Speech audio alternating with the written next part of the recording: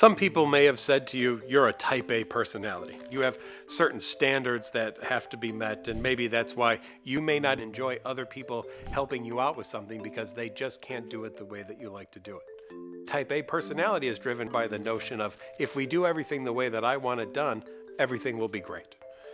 Then there's people who have something that we call obsessive-compulsive disorder, or OCD.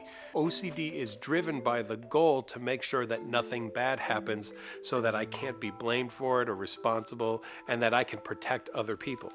Let's continue on discussing how we might approach OCD and look at the cycle and differentiate it more against type A personality.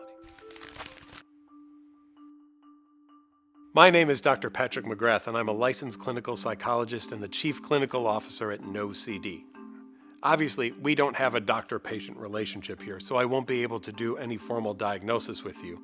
But I'm hopeful that the information that we described today about type A personality and OCD will assist you in making some decisions around if you need some help in any of these areas.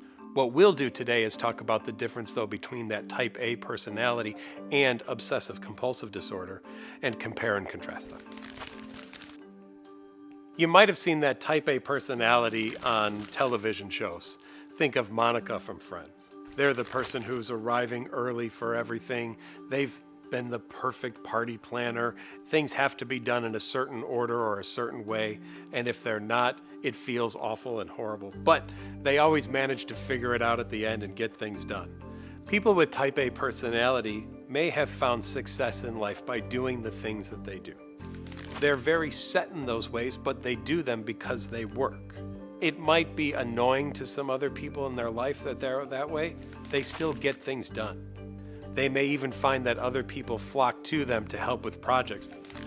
Then there's people with obsessive-compulsive disorder, who, try as they might to plan something, will be plagued with doubt. In fact, OCD's nickname is the doubting disorder, which means everything that one plans is doubted, and it causes a great deal of anxiety and worry and distress and consternation, potentially to the point you're just so stuck in the weeds that you can't actually finish anything.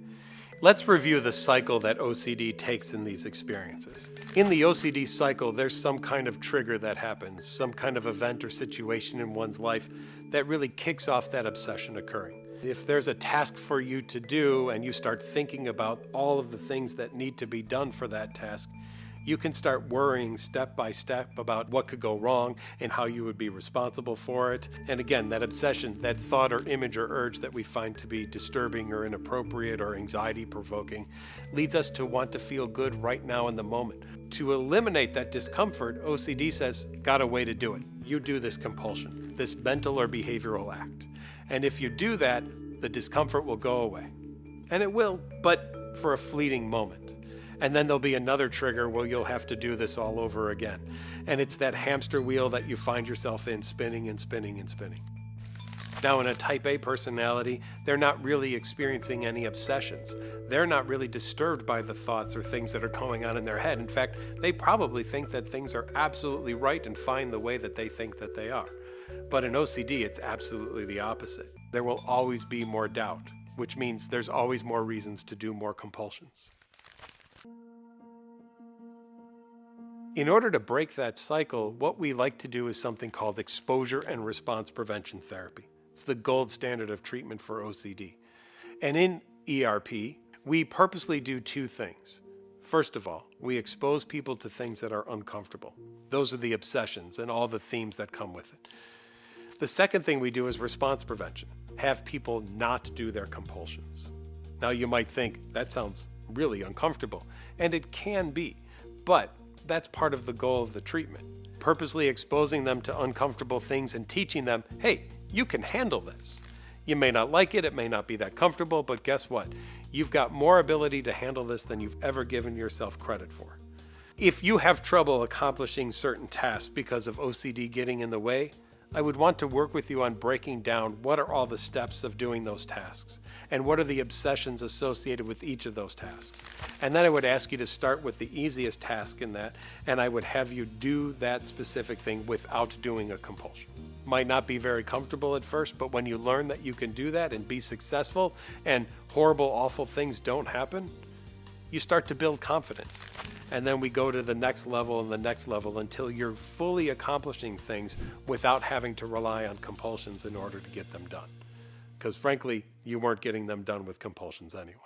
If this sounds like something that could be helpful to you, consider that there are therapists out there who know how to treat OCD.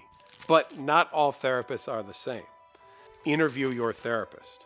Make sure that they understand what ERP is, that they know how to diagnose and treat obsessive-compulsive disorder, and that they've treated other cases of OCD and anxiety disorder. And if they haven't, at least that they're under the supervision or consultation of people who are experts in the field.